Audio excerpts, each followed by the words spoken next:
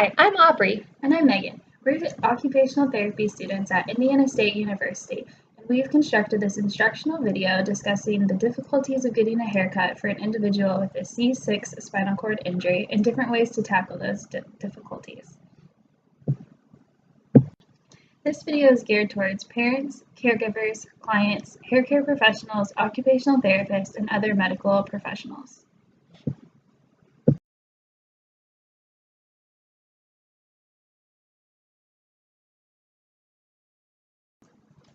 The learning objectives for this video are to learn the areas of difficulty for this population when getting a haircut, to be able to teach compensatory techniques and strategies to clients and professionals regarding how to modify the haircutting process for this population, to educate on the adaptive equipment available to assist in the haircutting process, to educate on how to adapt the environment to make it more wheelchair accessible, and to educate on when to refer individuals to a different professional.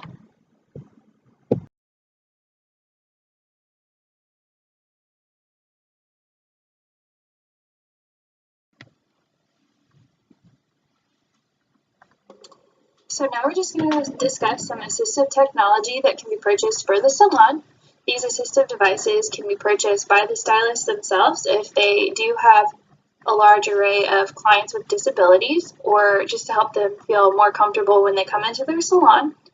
Or they can be purchased by the individual themselves if their caregiver or family members are coming in to help them wash and style their hair, or just perform basic ADLs. The first type of a device is called the hair umbrella, and as you can see, it looks pretty familiar, just kind of like the cape that a hairstylist would drape over you to allow so you wouldn't get hair all over you. But this one just has that raised edge on the side that just helps sit over their shoulders. That way it decreases the amount of hair that gets on the individual and into the chair, because as you can imagine, a spinal cord injury, it might be a little more difficult for them to get in and out of their chair. That way they can clean it or sweep around. That hair can get kind of nasty or cause any problems. These can be purchased online for about $15, or they can be homemade. An example could be using a smaller hula hoop and placing it over the individual's head onto their shoulders and then draping the hair cutting cape over the top. That way it just still has that raised edge to help catch some of the hair before it falls into the chair.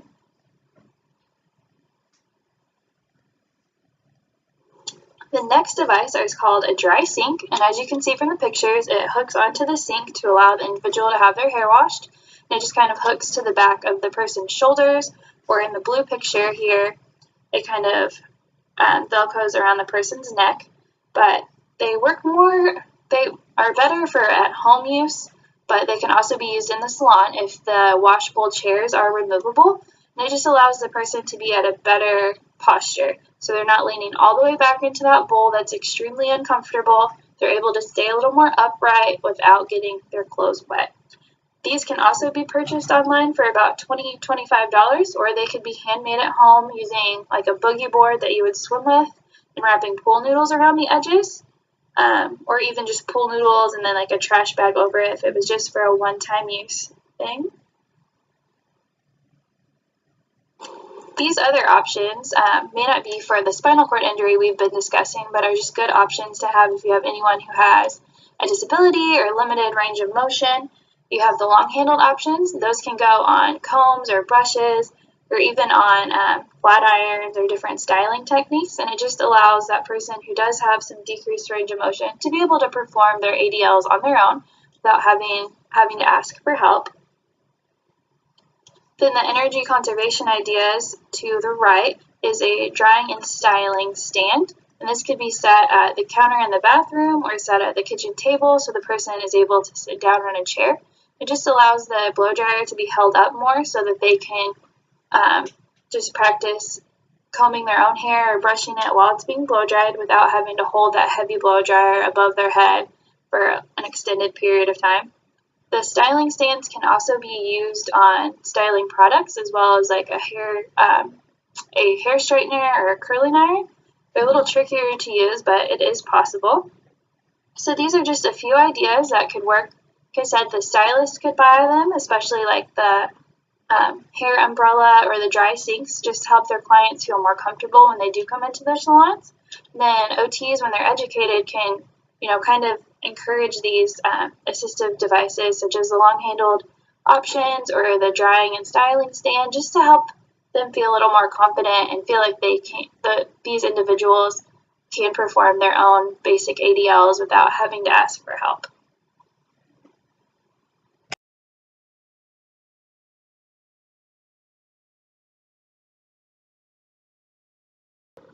Hi, so I'm going to be a non-disabled person, and I'm going to run through how they would go about getting their haircut.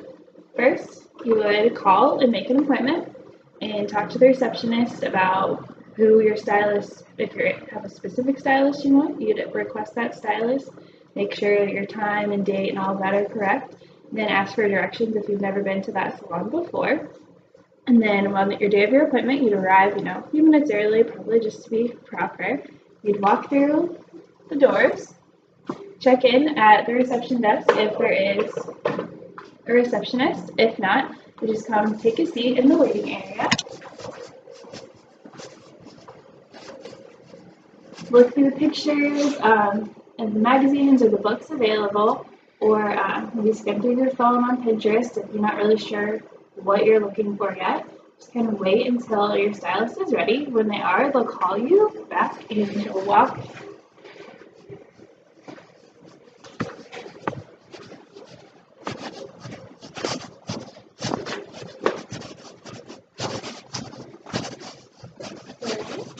over to your seat and with your stylist chair, and you'll have a little consultation and discuss what you're wanting done with your hair. So show them the pictures of the cut and the style or the color, and then you decide on what's going on.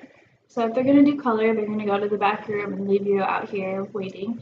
They'll apply all the color. Then once the color is applied, you come over to the chairs if necessary. And they would adjust the bowl, and you sit under the dryer for an extended amount of time, however long is needed for your color to process correctly. And they'd come turn it off for you, and you'd go to rinse it out.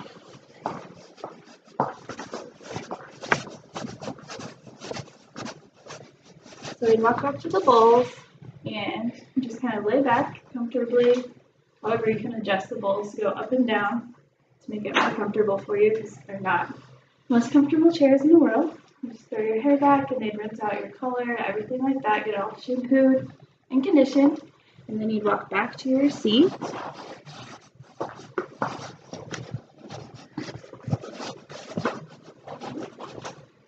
And your stylist would continue to cut and style and blow dry your hair until you're done. And then when you're done, you can make arrangements with your stylist about a follow-up. So if you have color, maybe every 4 to 6 weeks or 6 weeks to get it touched up so you don't have big spots and roots, or you can wait and get it cut in a few weeks and then just pay your stylist and head out.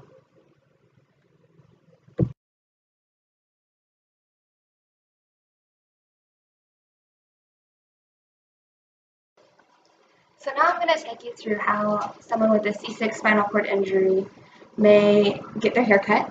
For the purposes of this video, we have to have a manual wheelchair.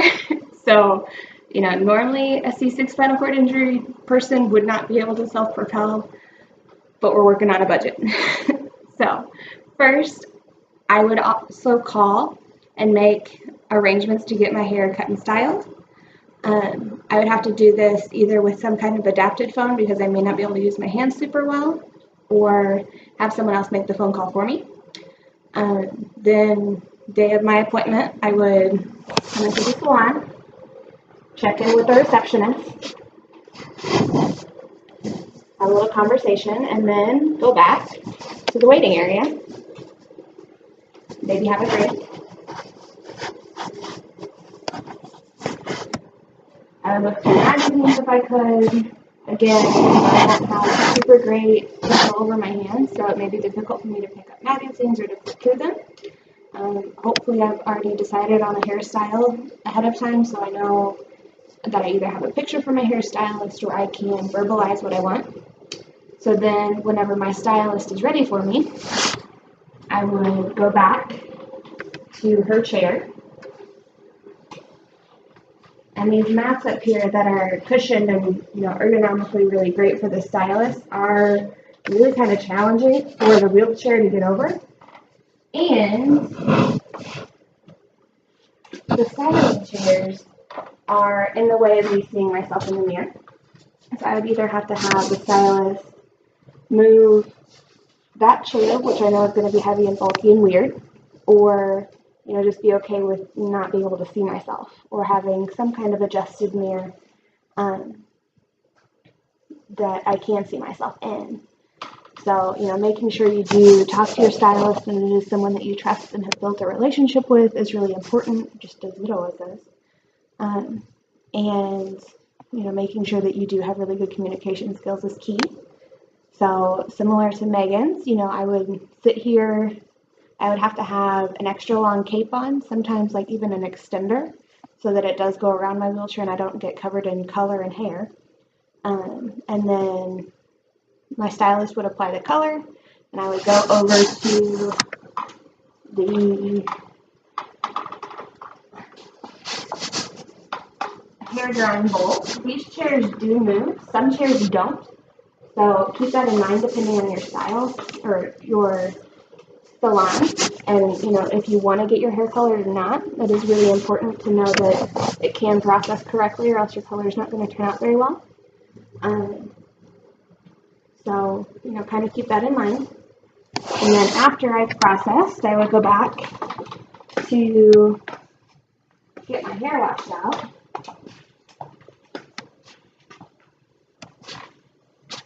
And these chairs don't move, so I would either have to have my stylist help me with a transfer, which would be a little bit challenging considering that's not really her job, or I would have to do a transfer with color in my hair and risk getting it basically all over everywhere, or somehow have her wash out my hair without being in the bowl.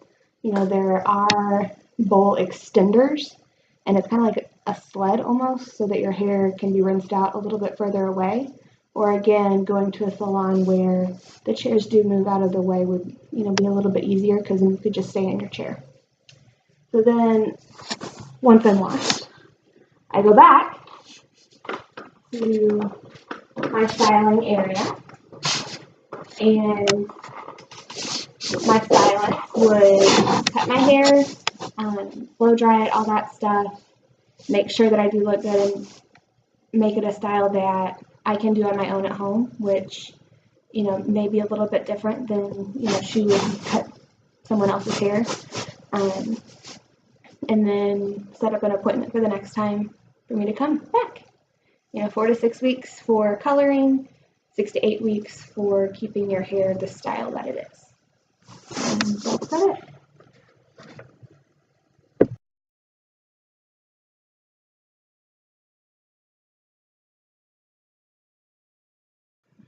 Okay, so now we're going to go through a few tips on how we can make this salon more handicap accessible, and also just basic tips you can use in your salon or even your home or business or anything like that.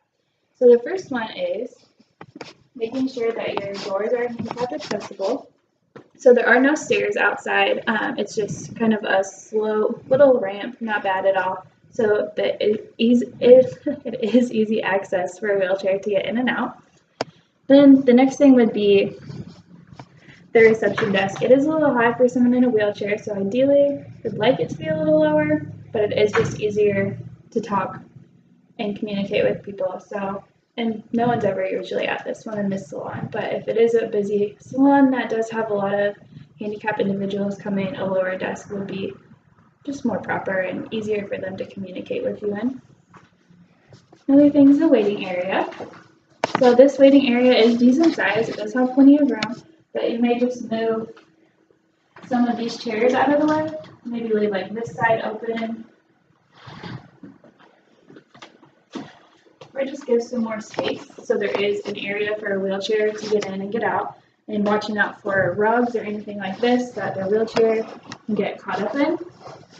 So maybe making sure that they're secured onto the ground, also having plenty of things in access for them. So we have tons of drinks and beverage options here, which is nice. They're lower, so it's easier for people to get to if needed.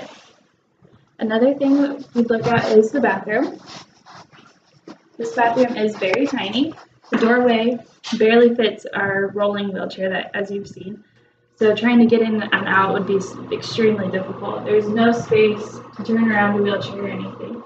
So ideally we'd want it to be a little bit bigger, larger door frame in a larger area, but then so we can have that 6-foot turning radius. This is nice for the dryer bowls. We can just move a chair out of the way. That way the wheelchair can get in. Just want to make sure that you have an area where you could move the chair so it's not going to be in the way of anything else. And these bowls all adjust to different heights, fold over, so it works really well if you are in a wheelchair.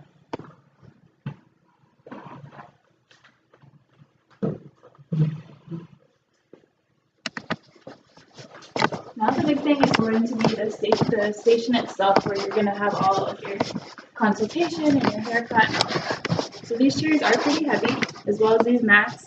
They're really difficult to move, but so your chair, you're going to want to move it out of the way. And again, make sure you're not interrupting anyone else. Moving it so it's not going to be in the way.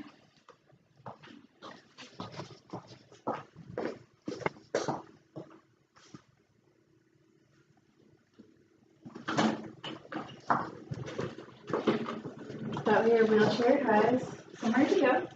Now, depending on the height of the person and the height of the chair, when they do go to sit down, they might not be able to see themselves. In this case, I can see myself just fine, so it works out very nicely, but some salons may not be like that.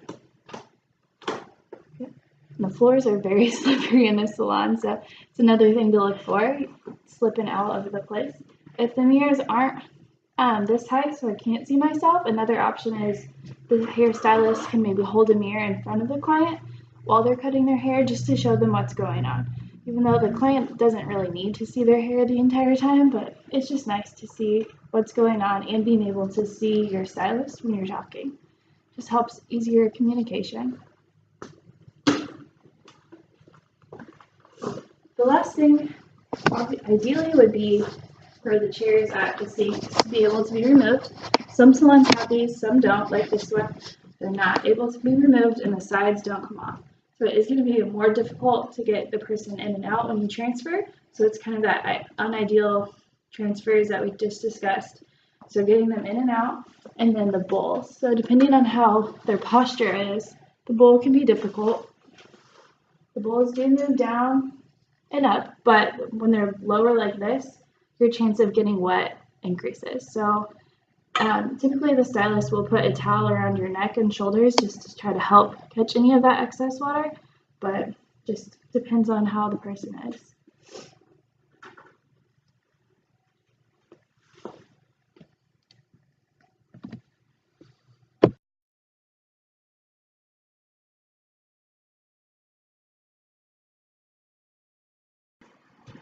Now we're going to discuss about how you can make your salon more handicap accessible.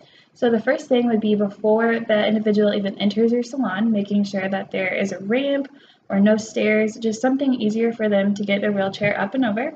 And then either an electric door to help open or someone around that can help them, or the handle of the door isn't too high up so that they can grab the handle if able to. Then once they come in, being able to have a decent amount of space to turn around in the area if they come to the reception desk, and then if they go to sit in the waiting area, making sure that the chairs are low enough for them to transfer themselves in and out, or that there's a space large enough for them to put their wheelchair without taking up too much other space or interfering with other clients. Another thing to consider is the bathroom.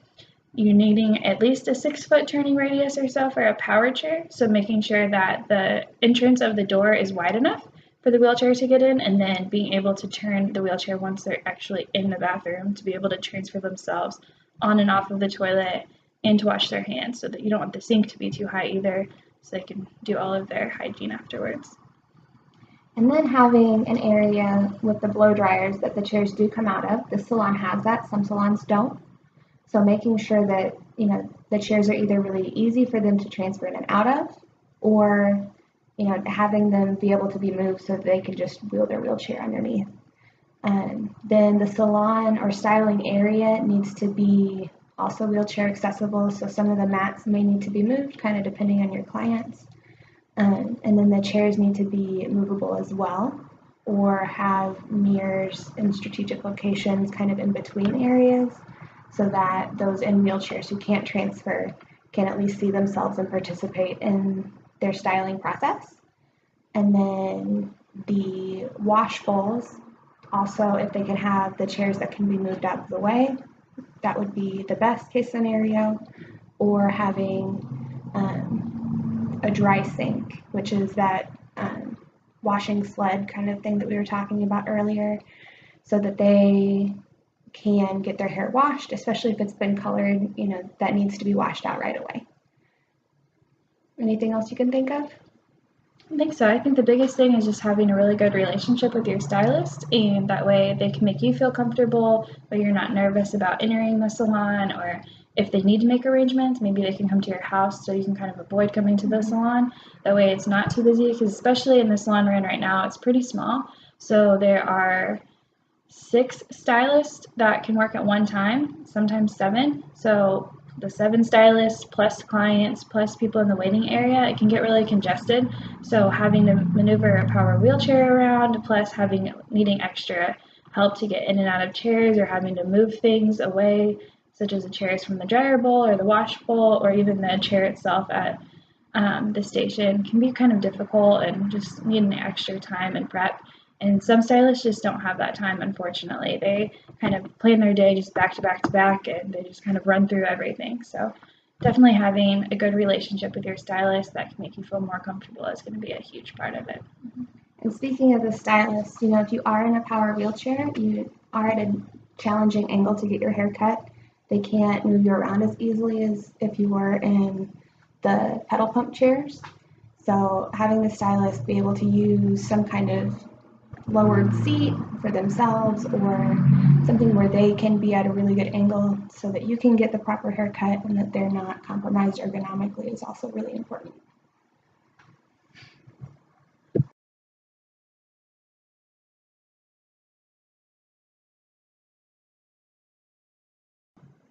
Again, many problems can be encountered when this population goes out to just get a simple haircut. There can be issues from getting in and out of the building, issues trying to get situated in the waiting area, such as if there's a large amount of people in that area, or difficulty trying to sit in the chairs that are available. There's also going to be issues when going to the bowl to get your hair washed. It might be difficult for that person to get in and out of their wheelchair to sit back far enough into the bowl so that their clothing doesn't get wet. They can also have issues when looking into the mirror because they're not at the right height. And then they're also putting their stylist at risk for their bad posture, and then at risk for getting not the best haircut if their stylist is at the wrong angle. Some of the assistive technology that can be used to address these issues are having spray bottles or sinks where chairs can be moved out of the way so you can get close enough to get your hair cut or get your hair wet. Adjustable mirrors so you can see at a different position. Neck supports and trunk supports so that the head can be put into different positions and supported in that way. Extra long capes and hair umbrellas so that the hair doesn't get in the wheelchair and doesn't get on you. Adjustable stools so that the hairdresser can be at the correct posture and so that they're at the right angle to give you a really good haircut. And dry sinks, which is what you saw earlier, that attaches to the bowl and to the person getting their hair cut. So it's kind of like a sink extender.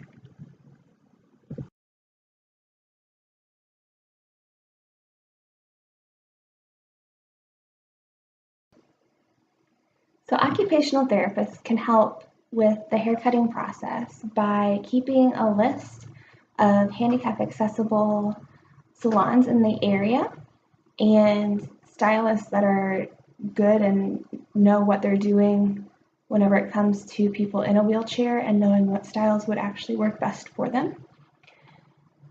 OTs can also help whenever salons are being built or remodeled, making those recommendations on, how much of a turn radius do you need to have, would it be better to have chairs that can move away or chairs that are stable? Would it be, best to have a ramp and a power door or 2 sliding doors? They can do just a lot of that kind of recommendation. There's also a few other things. So as giving the individual a list of salons that are handicap accessible is a huge thing. Just preparing the client for what they're going to see when they go into these places. So transferring in not ideal situations, if the chairs are too high or too low, or have sides like the chairs do at the wash bowls, or even at the salon at the station chairs. And then the just different ergonomics. So random rugs or mats that are seen in salons, it can be kind of tough to get over, dealing with crowds. And they could also give recommendations as adaptive equipment for the stylist to purchase if they do have quite a few clients that are handicapped and need some different equipment to be able to get their hair done properly, or even equipment for the client themselves to purchase. That way they can bring it with them, or they have it at their house if they have a stylist friend or family member that's going to come to their house and do their hair. Just stuff to make it a little easier on everybody. OTs can also, really educate stylists on how to do safe and easy transfers that keep them ergonomically sound. I know learning transfers myself has been a little bit on the rocky side, but I can only imagine trying to ask someone who's never done that before for help. It's like the likelihood of them dropping you is kind of high. So, making sure that stylists do at least have the basics down. That way, the person can at least talk them through it and make sure that everyone is safe in the process if they do need to transfer for their hairstyling.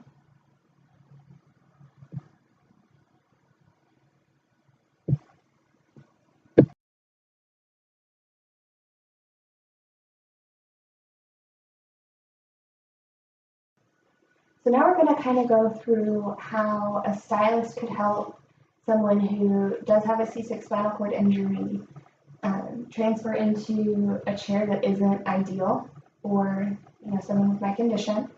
So what you would want to do first is make sure that the chair is kind of at an angle to the chair that you're transferring to, that the wheels are locked, and ideally that the arms are off of the wheelchair. This wheelchair doesn't have that luxury.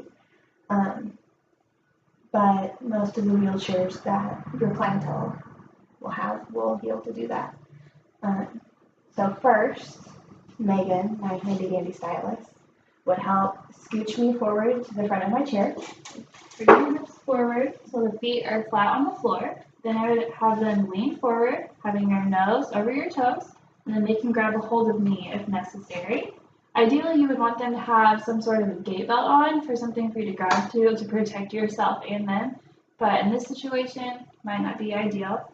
So I'm going to block their knees. First, we're just going to do a stand pivot. So I'm going to have Aubrey stand up. And then we're just going to casually walk and pivot her around to sit down. Okay, ready? 1, 2, 3. There, got it. I also blocked her knees, that way in case if she stood up and started to buckle, I could keep them in place while moving her. And it is okay to, kind of abort the lift as you're about to do it instead of dropping them on the ground. So if you feel like you're going to fail, put them back in their chair. It's a lot better to be put back in your chair than to be put on the ground and then, have to call 911. So now our next one will be a squat pivot, which is really similar, except instead of standing all the way up, Megan's going to stay squatted down and kind of just swing me over to the chair. This one's a little bit easier, especially for this population, since they're not going to have any lower body control. A lot more dependent on the person transferring them. The person getting transferred really does minimal effort. We're going to do the same thing though if they can. Scooch forward, feet flat on the floor, nose over toes. They can wrap their arms around you again if needed, and I'm going to block your knees just in case. We're going to go 1, 2, 3. And that's a squat pivot. And kind of depending on the person being transferred, they may want to be transferred a different way. So, just listen to how they're instructing you to do it. Make sure you talk about it and have open lines of communication before, during, and after the transfer, just so everyone can learn from the process.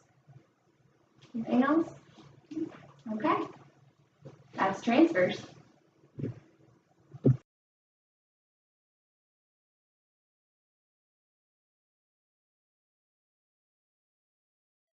So this is our interview with an expert. This is Tammy. She is a licensed cosmetologist. Tammy, how long have you been doing hair? I've been doing hair for 30 years now. Wow. How long, what has been your experience with spinal cord injuries? Well, I haven't had a lot, but I have had a couple of things. I had a client that was in a terrible car wreck and he had a halo. So that was a big challenge. How did his appointment, or like how did that differ from the typical client when they come and see you? Well, I tried to make it so that I had lots of extra time with him because I knew it would not be just a simple haircut. It's a little more tedious cutting around bolts. What did you give him what else did you do to make him feel comfortable and that not that he was like sticking out? Like I said, just tried to make it very personable. I'd known him many, many years and cut his hair for a long time. So tried to just keep it very light and joking. And we just tried to work around the problem that he had endured. Did you have to use any special techniques or anything since he did have a halo on?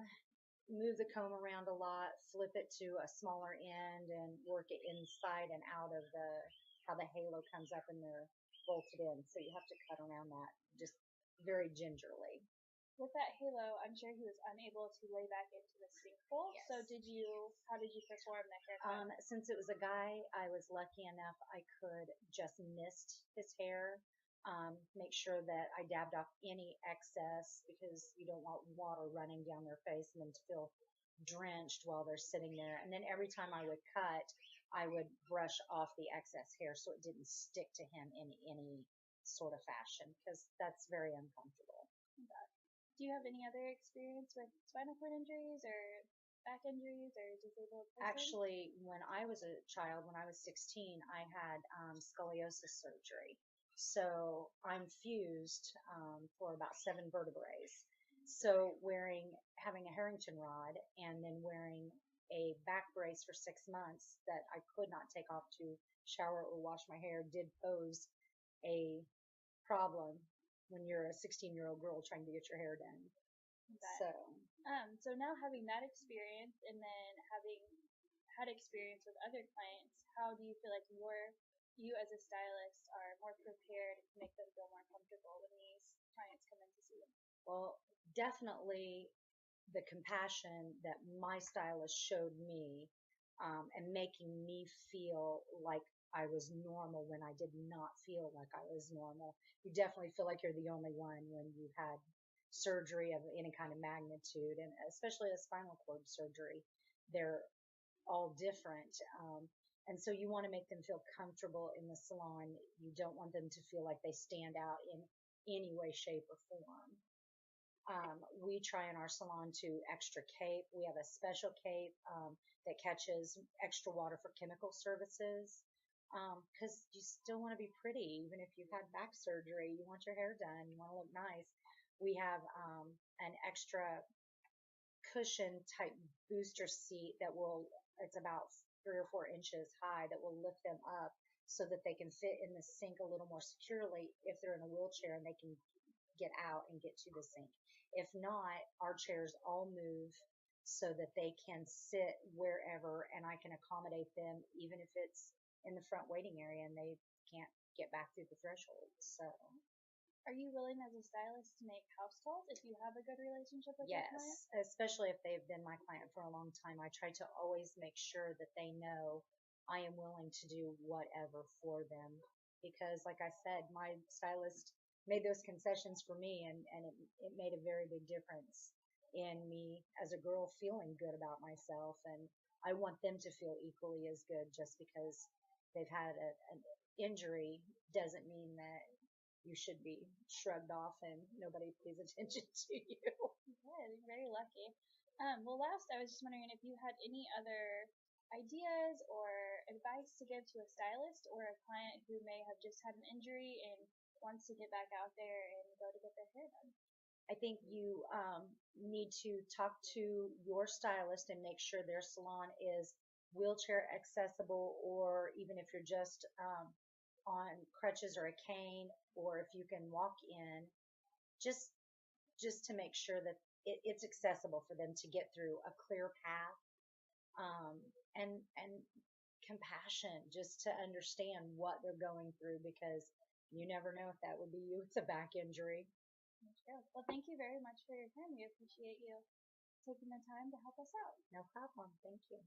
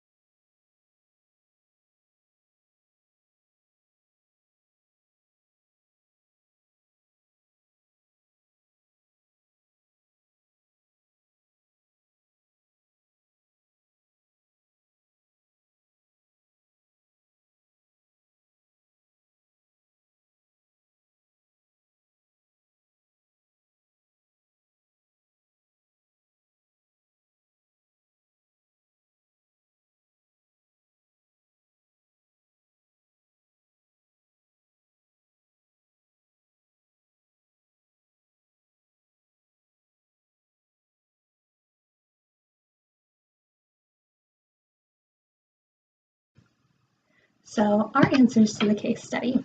Megan, how would your hairstyle have to change? What are some struggles that you would have after you have a C6 spinal cord injury, and how would you combat some of those struggles? Definitely a lot to think about. My hair is actually really curly, right, naturally, but I keep it pretty short and with shorter layers in it, so that would definitely probably change.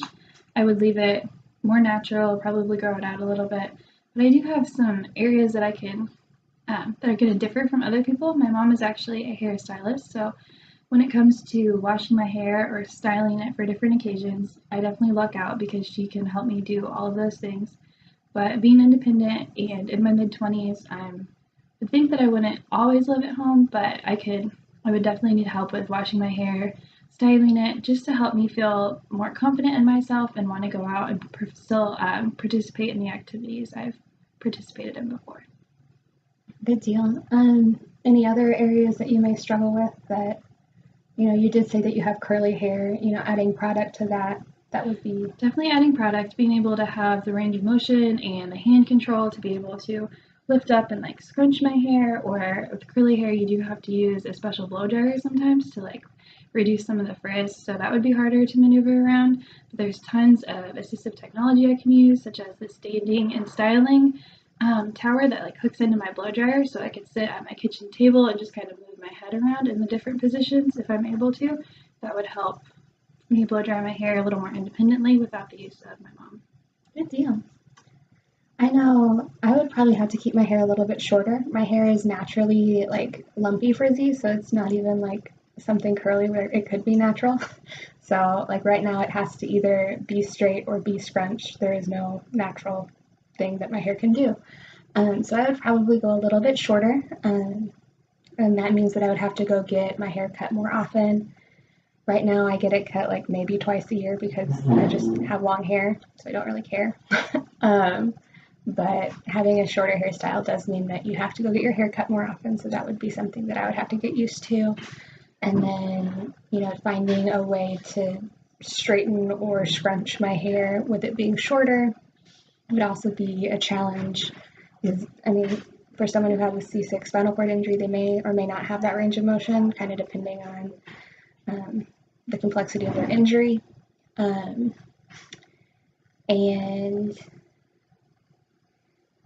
finding someone to help me with my hair would be hard because, I don't live at home. My mom doesn't do hair. I'm not lucky like Megan. And my two sisters live out of state, so it's not like they could easily come back and be like, hey, let me do this for you every day. That's not going to be a thing. And on top of that, they're not super great with styling to begin with, so even for special occasions, that wouldn't really be an option. And then for guys, we talked to some of the guys in our class. They, for them, having shorter hair is not a big deal. They don't really have to style their hair. If they do put any product in it, it could be something that could be applied really with just a comb. One of the guys said that he would just prefer to stay bald, so that was fine. So guys typically don't have as many issues, but they would still have some of the salon issues as far as mobility in and around the salon. Mobility would definitely be a big thing for men to consider, but at least for most stylists, they choose to do drier haircuts on men, or they'll just use the spray bottle and just kind of damp their hair down a little bit and then comb through it without doing a full wash if they're unable to get them back into the bowl. Or if it's easier for them to go home and use a standing shower, they can wash out the excess hair. That way it doesn't get all over them. Mm-hmm. So different ways, and hairstylists are pretty familiar with men haircuts, and a lot of them prefer, at least my mom, sometimes prefers to do a male haircut over a female's just because it is quicker and easier. But instead of it being only a 15-minute service like it is sometimes, they can extend that out to 30 minutes just to help that client feel more comfortable and get the haircut that they want. That way, if they want to go a little bit shorter, then they can extend out the time between the haircuts. And then as for the styling product, if it is being able to apply with a comb, you can use the long-handled options. That way they can do it more independently without having to ask their caregiver for help. Mm-hmm. And I know for me, like the salon that I go to currently has steps to get in and out of the salon, so I would have to probably change even where I get my haircut because it's not wheelchair accessible. It's in a really old building. They're trying to be hipster and all cool and stuff downtown, but it, and that works for me right now, but it is really hard to get into if you are in a wheelchair. So, and then it is really tiny inside. So it's a tight fit. There isn't really a waiting area that you can, I feel out of place and I'm not in a wheelchair. So I feel like I'm taking up too much room because it is so small. So that would be something that I would have to consider and a struggle that, I don't currently have. Just really makes you think, oh, getting your haircut, simple, excuse me, simple little thing that you can just call, make an appointment, or in some cases just show up and say, hey, I need a haircut, I need openings, and somebody can usually take you. But if you do have a disability or have had a C6 spinal cord injury, definitely a lot more planning and consideration has to go into place to make sure that, your stylist is available and is ready to take on those needs, those extra needs that you have, or that you're, confident enough in your skills to be able to maneuver around in the salon, get yourself to the salon, and help out your stylist when needed if they are having to transfer you in and out of your chair into the wash bowl, or into their styling chair.